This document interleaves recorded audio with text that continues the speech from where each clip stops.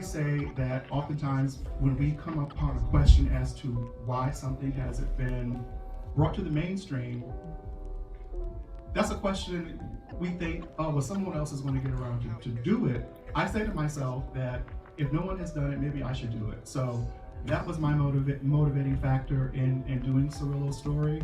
And I think what was interesting about, I think a few other films highlighted the civil rights movement, and with the loss of Jesse Jackson recently, I felt that a lot of the pioneers, some I learned about today, I had no idea, like with your film and the last film that we just saw, that as filmmakers, we have the responsibility of telling the history, capturing the history, because if not, it will be lost.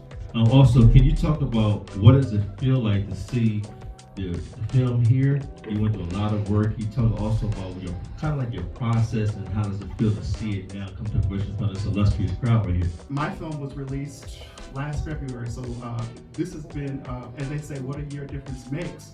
I had a theatrical release in the Atlanta market, and what was so surreal, like it still is today, is people decided to spend their money and their time to come out to watch something about someone that they don't know. So to have you guys come, ladies and gentlemen rather, come out to support filmmakers means the world to me, and I would imagine to these other filmmakers as well. So thank you. Why not I guess a full feature? You mentioned the finances, but I'm always an advocate that there's always a way.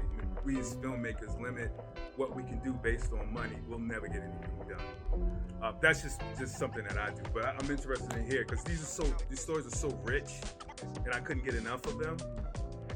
So yeah, that's my question. And when I made the decision to do a short, to Mr. Cooper's point, I was reverse engineering because Hollywood is very risk averse, and if you have to prove that there is an interest in market for something. So with all of us, having our film in the film festival and others, and my film was in consideration for the Oscars. I made it to the Academy screening room. It is nominated for NAACP Image Award. So for me, it is strategic. Like, okay, I didn't have everything that I wanted to have, but I'm going to take all of the experience that I have in other areas of my professional life to push this.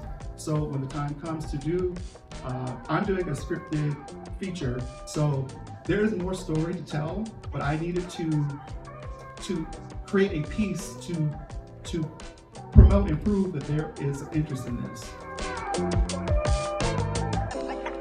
Know how it is.